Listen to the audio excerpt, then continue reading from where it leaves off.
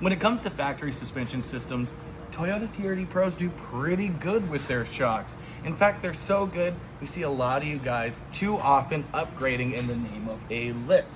This customer had a TRD Pro that originally had these Fox 2.5 internal bypass shocks. They're 2.5-inch body, they're position sensitive, makes them a really good damper. But they wanted to get a lift, so they got an Ironman Phone Cell Pro kit. And as you can see, the 4Runners here, they regretted it. It's not that the Phone Cell Pros aren't a bad set of shocks, it's just these are so good, and it's because they're a position-sensitive monotube design.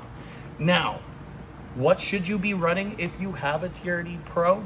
Well, you should be looking at something position sensitive or electronically controlled. For something on the level, Fox actually just released their factory race series internal bypass, which uses a similar design, have a remote reservoir. We just tested them on another TRD Pro, really liked them. Another great option are the OME BP51s, which have been a long favorite for us. And in terms of the electronic controls and stuff, Icon CD EV and SDI eClick, of course, are real game changers. But if you want something that is noticeably better, a lot better, well, you put on what we're putting on this 4Runner today, which are the Bilstein 8112s and 8100 bypass shocks. Now, they're a position-sensitive design like these Foxes, but unlike these Foxes, they use a full-size 60mm piston instead of this little tiny 50mm one.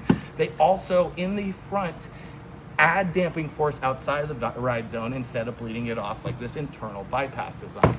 The rear shocks are a bypass, so they are bleeding off damping force in the ride zone, but because they're an external bypass, they get a full-size piston and they're externally adjustable with those great quick adjust knobs.